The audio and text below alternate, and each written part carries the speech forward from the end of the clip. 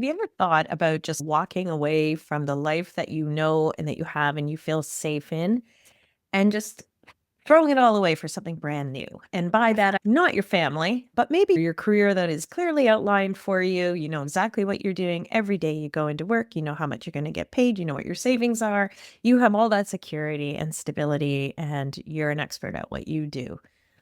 How willing are you to leave that to go do something unknown to you, something brand new to you at least, and become an entrepreneur and create this like future for yourself that is completely brand new, unknown, mysterious, challenging, and full of learning and new opportunities, yet possibly some fear, and it takes a lot of confidence. And it's hard to have confidence, especially in midlife. And society has basically told women in midlife, we're invisible, we're at the end of our career rope. These thoughts go into our heads. And I think that they really do guide women in the wrong direction, because the reality is in midlife, we lose some of that people pleasing, which we need to, and we do start to discover some strength and confidence we didn't know that we had. And that is when we see these incredible transformations and pivots by women who hit their 40s and 50s and start doing incredible things with their lives. And they do it because they found their power. Today, I'm talking to Marla, and Marla is sharing her midlife pivot. She left a really stable, predictable job. She was great at what she did, but she needed something else. And what she did was she took her sense of humor quite literally, and she's turning it into a new future. It isn't an easy path, and she's new to being an entrepreneur, but I can tell just by talking to her that her decision to do this has created a spark in her. It was so inspiring to talk to Marla. If you or someone you know is looking at making this midlife pivot and you're full of concerns and questions and fears, you're not alone. But I think it really helps to listen to stories like Marla's that will inspire you and show you that there is power to be had in the third act, as Marla calls it. So tune in to my conversation with Marla.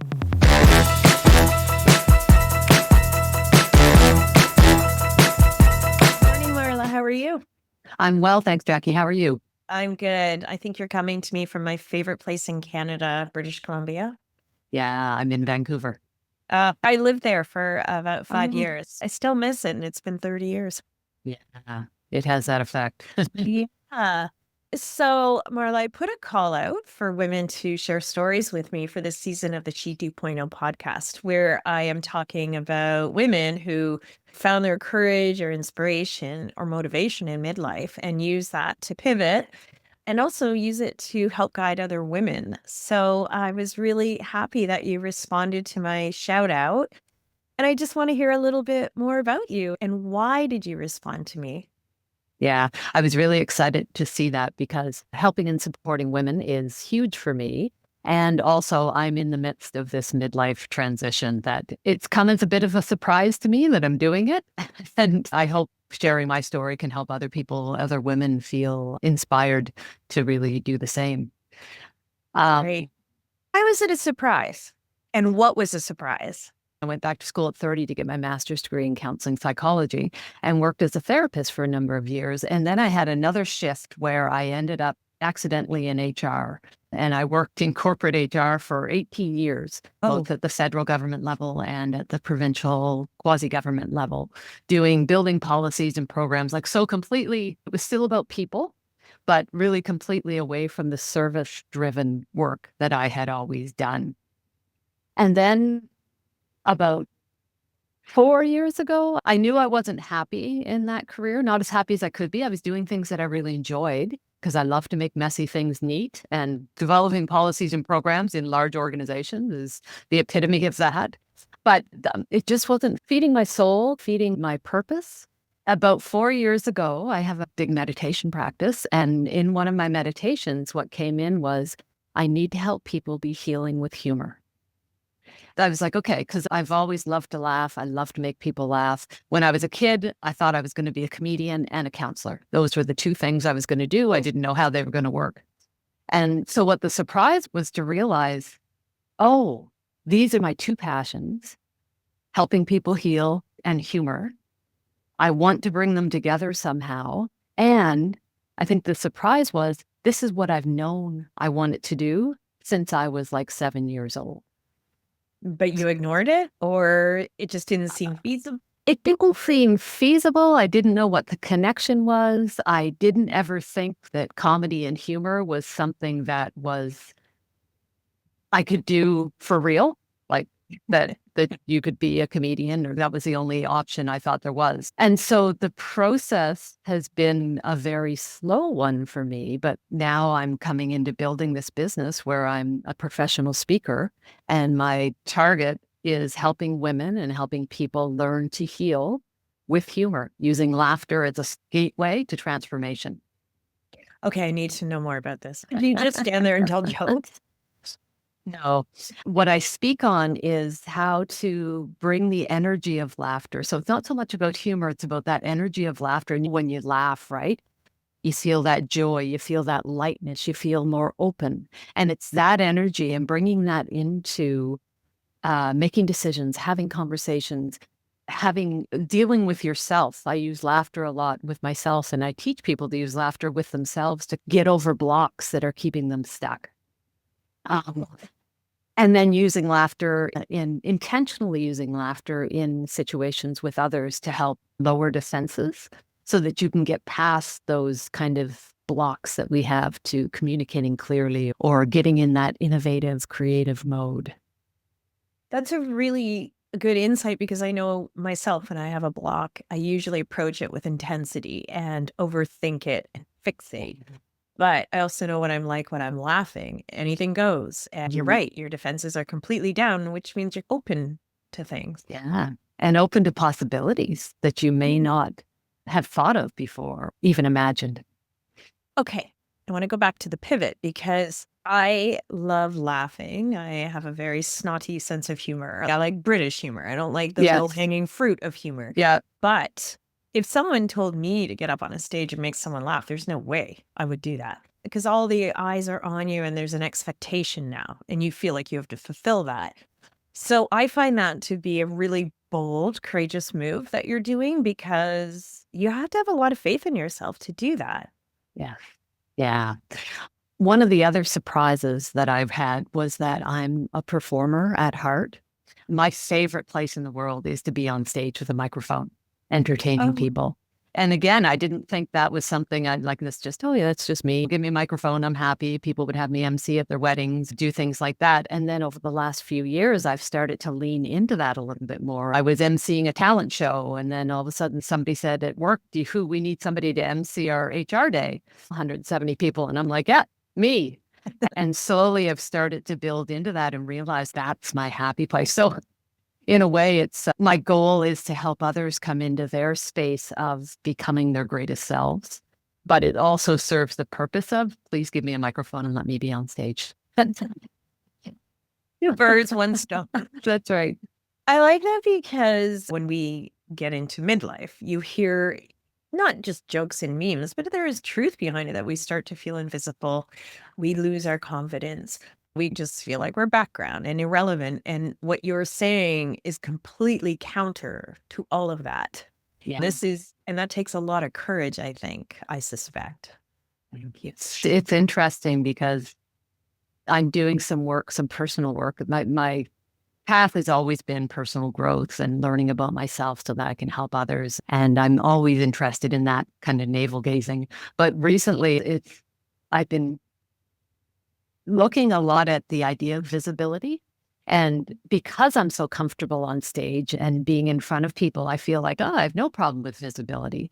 But as I'm moving into this area of work, I'm finding that I'm backing up a little bit. And I think part of it is, as you say, there's that little voice that says, number one, who wants to see a middle-aged woman? You have nothing to offer. And for you to be standing up there and trying to take up this space, because I think as women, no matter what age, we're taught to not take up very much space and to make sure that we step back and let other people, men, take up Mhm. that room. And the funniest comedians to me are mostly women, because it takes a lot to be able to laugh at yourself. Yeah. I think that takes a confidence and a comfort. But also, when you say middle-aged woman, what do I have to offer? You have almost 50 years of experience. More than That that. that's what but that's what humor is, right? It's based on Yes. experience. You can't deliver a joke or a funny comment without some insight into what you're talking about. So I think that as we get older, our humor becomes a little more sophisticated. Yeah. And it's because it's steeped in truth and lived experience. Yeah. Yeah. Yes. Certainly. But just having them Although I will note that trying to do a monologue at a amateur comedy hour on women in menopause, not that kind of wisdom some people didn't want to have. really tell me about that. Why didn't they want to have that? They Well, didn't want to relate to it? so I'll set the stage. It's under the file Know Your Audience. So Yeah. I decided I wanted to do some stand-up comedy, like at a comedy club. I've done it in different venues before, like online, but never at a club.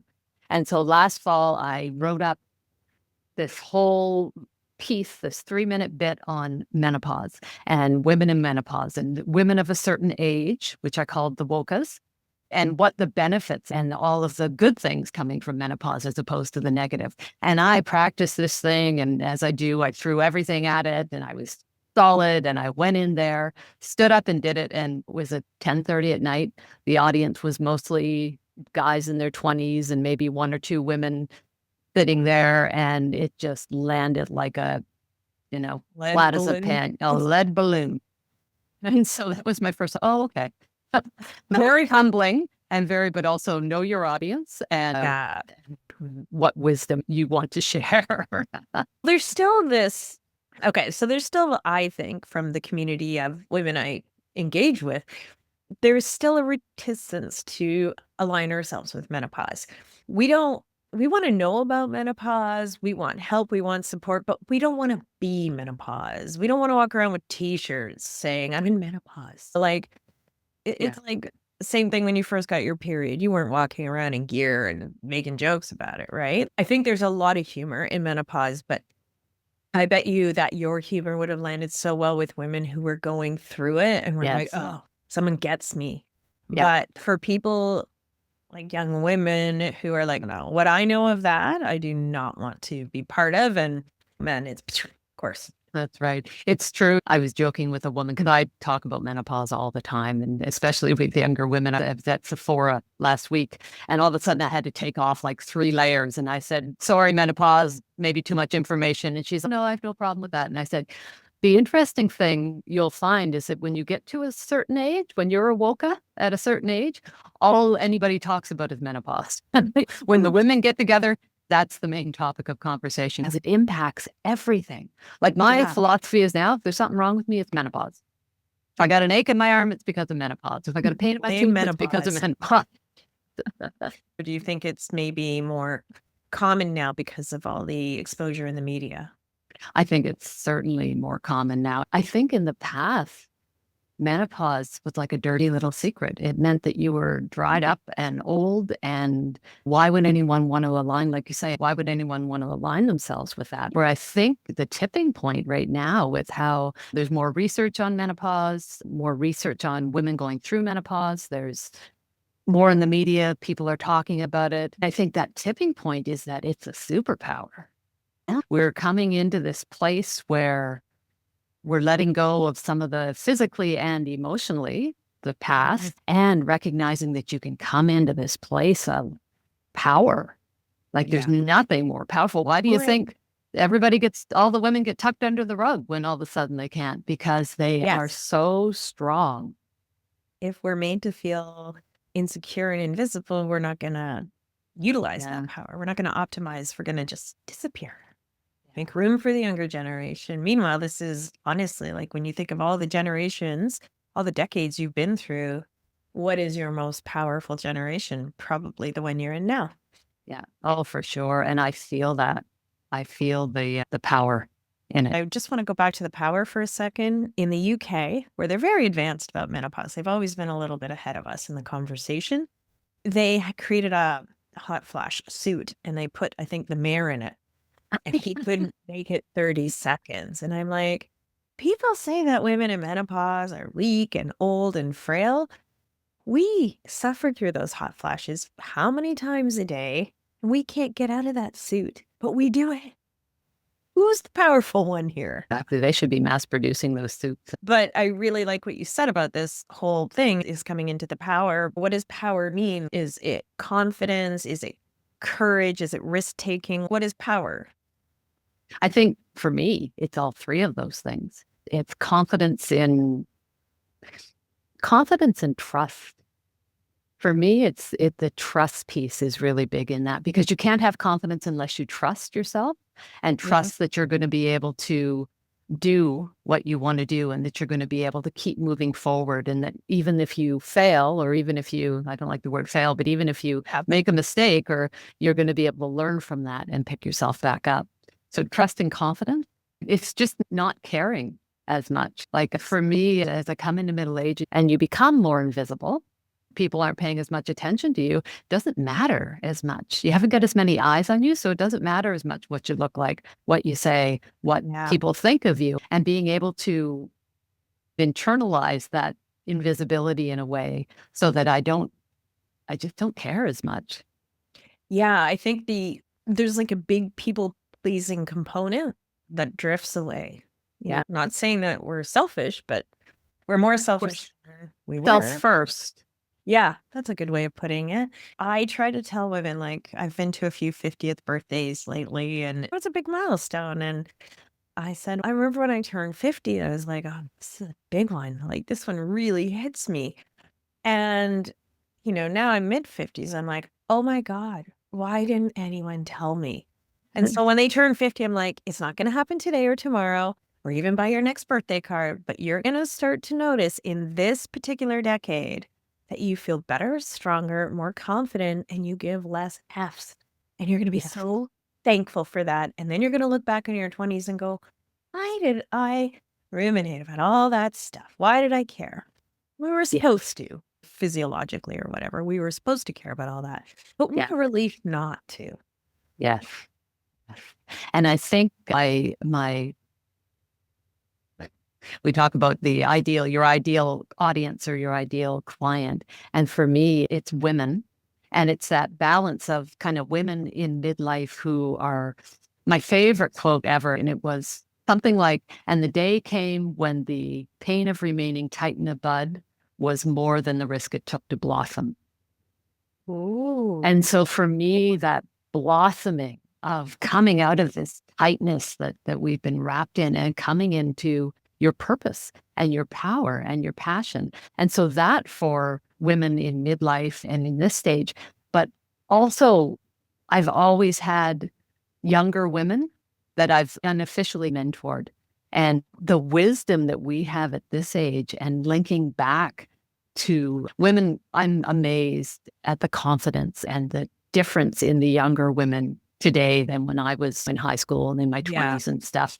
But they can still have so much to learn.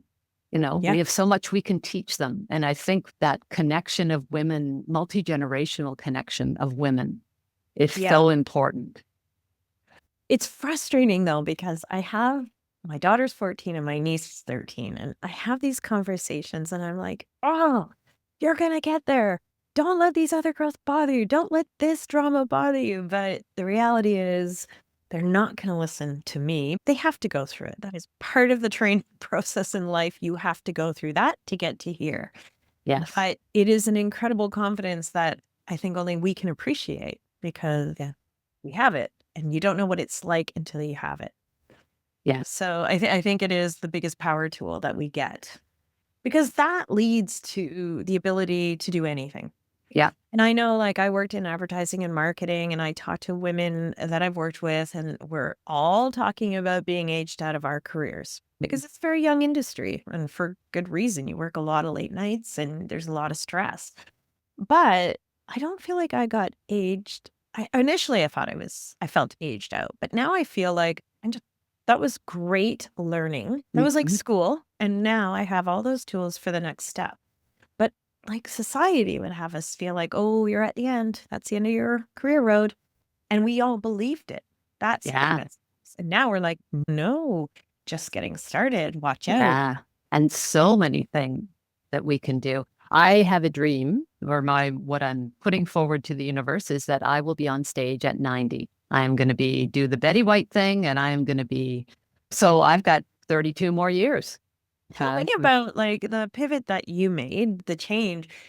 It wasn't just like a decision. It didn't just take confidence. It's hard to leave a very stable, corporate, secure Pension. career, married or unmarried, partnered or not, Yeah. in favor of something that you have to put 100% trust in yourself for. That's really bold.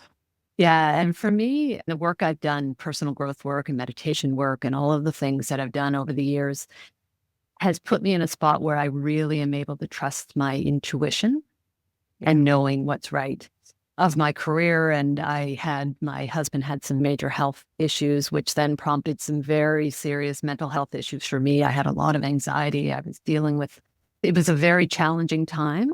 And at the same time, my job, I moved into a management role and was loving what I was doing, but just the environment was toxic and just too much for me. I came to this point. I'd known I needed a shift for probably 4 years since I had that healing and humor idea. But like, how can I give up a pension? And I'm only 57 years old. How can I retire? How can I, and all those things. And then I got to the spot where I cannot put my mental health at risk or my health in general at risk for anything. And it was just when that clicked for me, it was just a no-brainer. It was, I'm done. And I am going to trust that whatever comes next. And of course, I had the trust in the financial situation that I had myself in. And I didn't go off and I wasn't completely off the rocker, but I just knew it was time. And I felt that. And there was no kind of arguing with that. So, but you knew how to set yourself up. That's the thing. yeah. You didn't just jump. It wasn't a flaky move. I'm going to just follow a dream. It was like, no, I actually have all the experience now to lay the groundwork, to think this through, be a critical thinker about it, and move forward. Like it's not just some Shirley Valentine moment. Yes. Yeah. And I set the stage for it. And even sometimes not knowing I was setting the stage for it, got myself in a position where, yes, I can actually do this and I can make it happen. The interesting thing, so once I decided that was the case and I left, I took 4 months of doing nothing. My husband always says, Marla, when you do nothing, your nothing is still everybody else's 120%.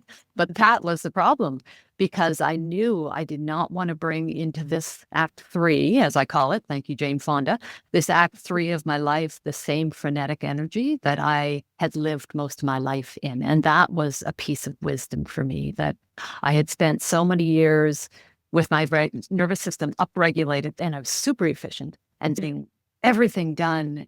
And I didn't want to do that again because it wasn't healthy. So this phase of my life, as I'm coming into it, I've spent the last 8 months just setting the foundation and getting ready. I'm calling it snailing. So just snailing along and recognizing that I want to have that work-life balance, not even work-life balance. I want to have a life.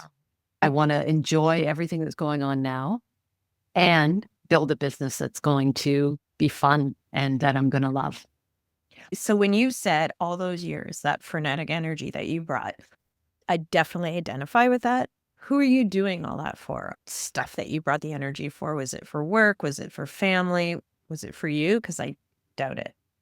No, for me, in the way that, like I say, making messy things neat is a mode of operation for me in everything. And I think it was like anxiety that I was channeling rather than dealing with having anxiety and getting to the core of it and working to downregulate my system.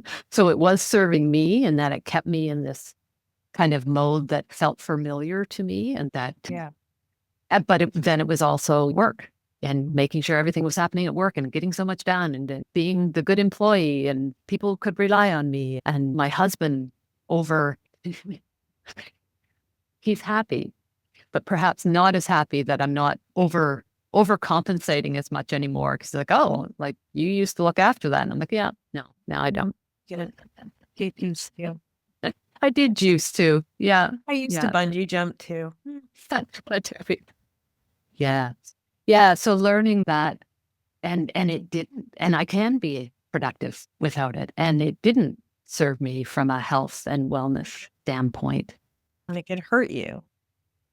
I have A lot a, of women with anxiety, so yes, many of us with anxiety. And I feel like we just pile onto it by adding more and more to our plate and meeting expectations. And then when we drop the ball somewhere, we just feel so responsible for that. yeah. Yeah, it's a huge pressure that we put on ourselves. I always liken it to most of the women, and I used to see this at work. Like even now, when I see former colleagues, they're running around like chickens with their heads cut off. And I use the analogy of holding a plate at a banquet or whatever, and you've got all this stuff on your plate, and then somebody drops an olive on it because that's the one, and that's what we're doing as women, particularly, I think, in this day and age where everything needs to happen now and you need to be on top of everything and we have to over regulate everybody's lives. Everybody's Mhm. walking around with this full plate hoping that the olive doesn't drop because everything's going to fall. Oh, a new fear of olives and getting rid of all of them. I And love that's an olive. in a martini. But it's such a good analogy because you feel like you've got everything balanced and it just takes one little thing to throw you off kilter. Yeah.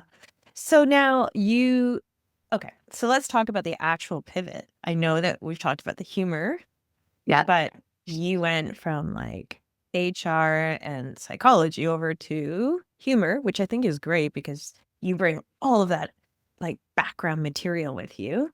Yeah. But like how did you go from that stability to basically branching out into a business that, let's face it, I don't think there's previously laid footprint for this, is there? No, There's brand new. for me, Mhm. completely brand new. And as I'm snailing along, that's where the trust comes in. I've got reminders coming up in my phone every day, my little affirmations. And one of them is, you don't need to believe in it. Just keep going. Because every once in a while, how am I going to do this? No, you're on the right path. That's again, that intuition for me, that assuredness that I know this is my purpose. This is the path I need to be on. And when I'm on it and in that flow, everything flows really easy. Are you able to share what the business model is? Because it's something I haven't heard of before. Yeah. So my business model is as a professional speaker and MC, and I'm also doing some counseling within that.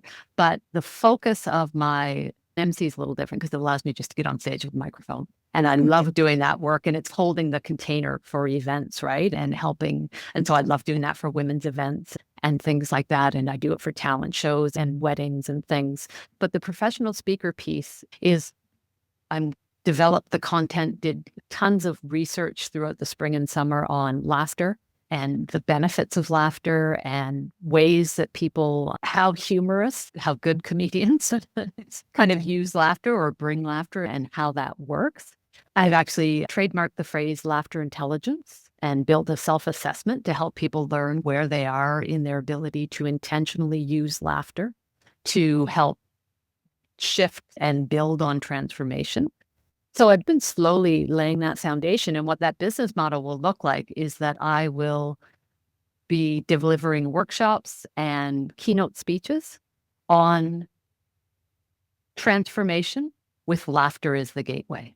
And so for me, a lot of it, they say narrow in. And I'm like, but this can help everybody. And I can talk about so many things. But my real focus is on women and women looking to move and bloom, move out of their bud and bloom, and using laughter and learning how to build laughter in to shift their perspectives and to help with their communication, confidence in themselves. Because if we take ourselves too seriously, Mm. that's a Well, we recipe for don't go burnout. anywhere when we take ourselves seriously because I feel like when I'm taking myself seriously, everything is a problem. It's not achievable. Who do I think I am? It's that whole imposter syndrome. There's no way Yeah. I can do this without an agency behind me or a team or whatever. So when you take that away, I think that's a barrier where all of a sudden you see it and you're like, why not?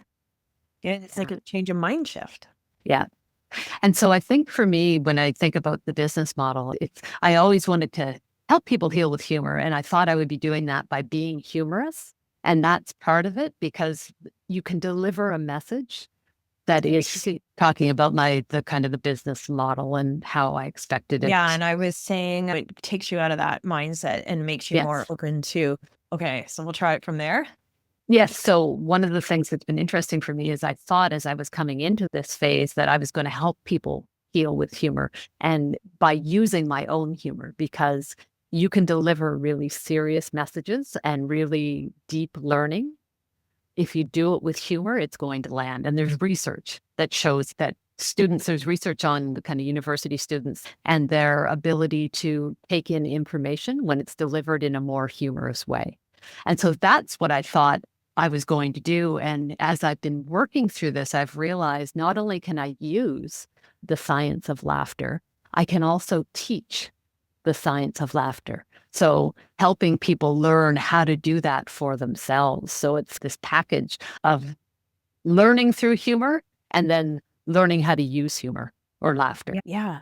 And I think a hard thing too, like when you leave a career that was pre-established, you knew what the guardrails were, you knew what your tasks and responsibilities were, and milestones you had to achieve. All of a sudden, you're now moving into an area, and I've seen friends go through this. I go through this with She 2.0, where all of a sudden you're like, what is it? What am I building here?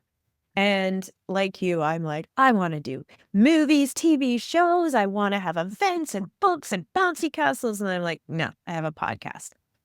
So right. And also, what does my business want to be when it grows up? And that's really hard. I'm helping a friend with her business right now. I'm like, Nice. yeah, you really have to ask yourself a lot of questions. And you really have to be strong enough to look inward and go, what are my strengths? What are my weaknesses? Where do I need help? Because women suck at asking for help. Yes. Yeah. And we don't think we deserve help because then if you want help, go back to that safe career. Yeah. And if you need help, what the heck are you doing?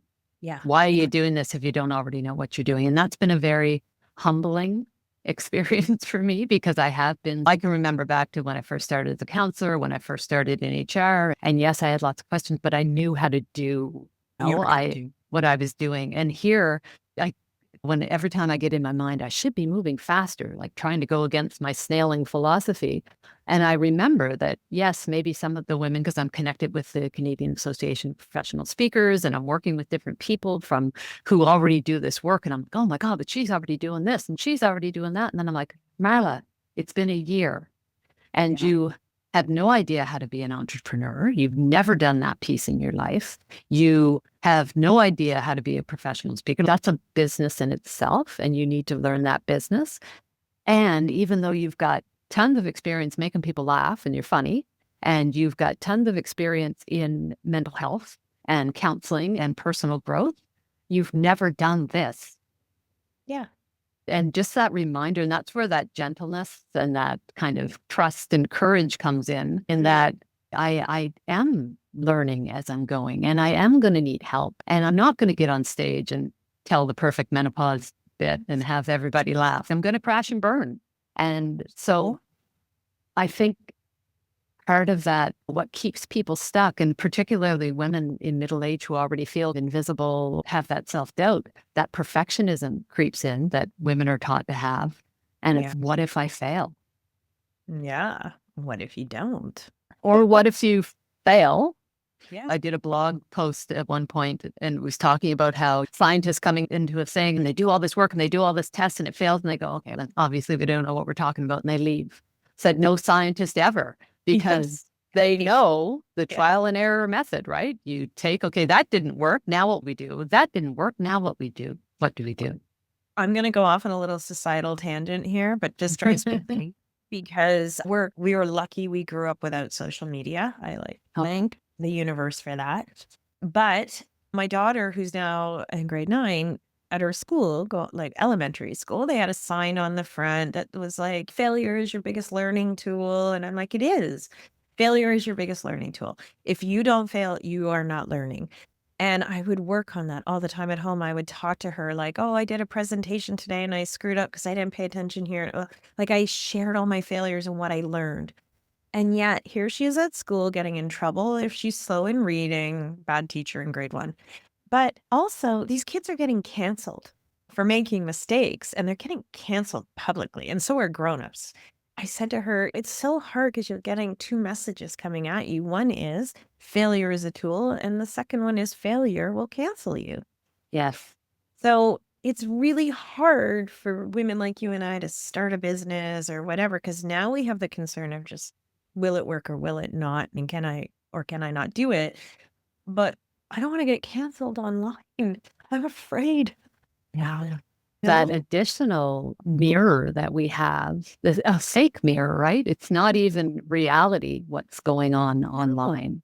But it has such a potential. And if we're caught up in that external, gaze or that external reality, Yeah. that impedes even more. I'm finding that a real challenge right now. How am I going to engage in social media in a way that is going to help my business, but is not going to be, because I found for a while I was doing more at the beginning. I've laid off right now while I'm waiting for my new website, but I could feel the anxiety of, oh, all these people are ahead of me and this people's doing that. And I got to read all this stuff and so I have a little mantra. I'm big on mantras, as you can tell. I have a mantra as I'm starting to develop my marketing plan that says, am I having fun? Am I enjoying this? Is it helping somebody? And if it can't answer those 3 questions, I'm not going to put a blog post out. I'm not going to put a post on social media. I'm not. And I am trying. I'd like to be on the vanguard of going back to the old way of doing things, which is person to person, Yeah. one-on-one, networking, word of mouth. And I'm really hoping that I can build up this business without getting caught up in the crazy freneticness that I've tried to leave behind that is social media. One thing I've learned is that I cannot keep up with social media. And I've got a content calendar and I know my pillars, what I want to do and what I want to say and when I want to say it. And I didn't jump on Thanksgiving and I don't jump on the holidays because everyone else is. And there's nothing critical I want to say. So if I don't have anything to say, I'm just shooting it out there to jump on a hashtag, get more followers. And I don't know, like, why? Just happy Thanksgiving, gobble? Who cares? Yeah. That has nothing to do with midlife or menopause. And I'm not going to make a joke about a turkey and a woman or like hot as an oven. You're welcome. It would have been a bad joke. But yeah, there's often times where I will have like colleagues in the space say, "Hey, you're not really posting about this or this." I'm like, but I don't have anything unique Yeah. or helpful to say. Yeah. So all I'm doing is like shouting into the Avoid. yeah. Yeah. Like, people really care if I say happy pink t-shirt day. I'm very concerned about bullying. That is something I feel very passionate about, but I'll talk about it in general terms, not just one day a year. Yeah. I'm going to add that to my little mantra, if that's okay, that Yeah, also sure. not only is it helping anyone, but do I have something to say? Yeah. And I've worked for brands who just feel like they have to be out there on all those days. And I'm like, but no, only if you have something to help somebody.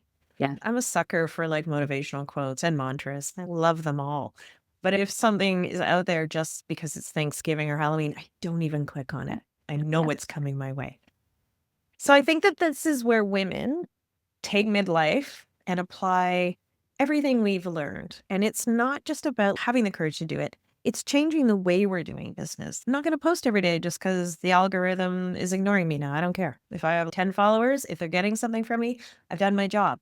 I talk like you talk about people out there who are already doing these things. I look at that as them laying the groundwork for you and giving you proof of concept that work can be done. And there's all these menopause and perimenopause podcasts coming up. That is amazing because they're making more and more women feel normal around the topic. They're not competing with me, they are collaborating.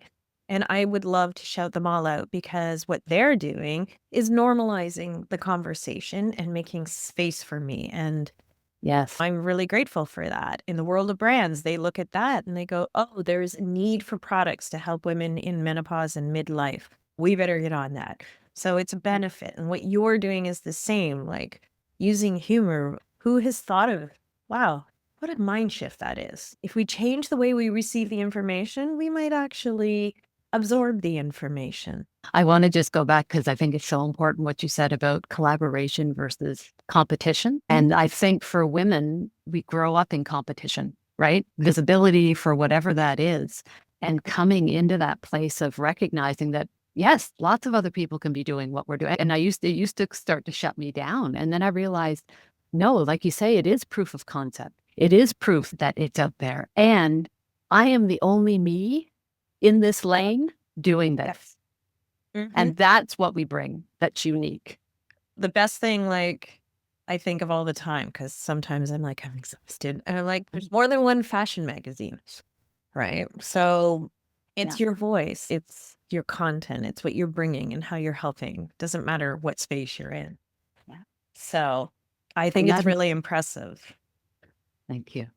I was just going to say, I felt that in my heart when you were saying that, because I think, God, I want all women to have their voice, to know that they all have something, whether it's you're going out in the world and you're smiling and pleasant and you make somebody smile during a day, or you're on a world stage or doing whatever you're doing. Every woman has a purpose and a voice. And it breaks my heart when I see women not feeling like they can use it or not feeling like they have that. Hopefully the work you're doing is going to help them break out of that self-contained prison that we end up in. Yes. We didn't put ourselves here, I don't think, but we certainly is our job to get ourselves out and change the way things are done. And that's what you're doing. I'm really excited to see you launch. I'll be following you, be staying in touch with you. And I'm going to put the information about your website and your business with this post. I want women to check you out. I want brands to check you out, because there's all these events that are coming out. We need good, fun speakers. I've gone to so many events where the speaker maybe is a little bit dry or talks about the downside of menopause. I'm like, no, we've had enough of that. We need levity, but we need enlightenment, because it's a great time of life. Stop picking at our scabs. Exactly. Show us the good side. Yeah. Yeah. Take the power and run. Yeah. And I've got a whole bit on menopause. Okay. It's all ready to go. I think you need to make a YouTube of that, because it won't fall flat with the right person, right? Yeah. You have a very long snailing list, and it's pretty remarkable. So I wish you all the luck with that. And if there's ever anything I can do to help, just reach out. Marla, thank you for joining me, and thanks for responding to my requests for great stories like these. Yeah, this has been wonderful. So great to meet you, Jackie, and to talk with you. I've had a great time. Me too. And Marla, before we go, if you had to give someone one piece of advice who was thinking about changing things up in midlife, can you think of what you might say to them?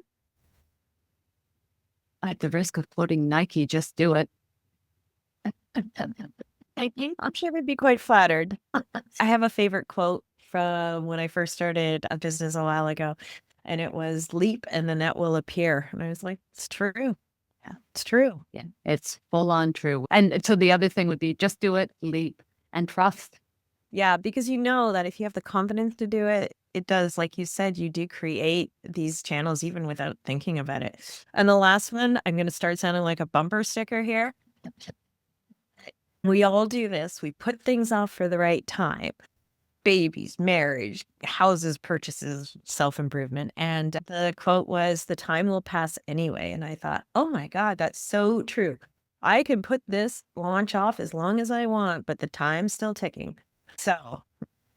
But time is now. Carla, it's been so much fun. I can see where your humor is going to help a lot of women conquer this phase.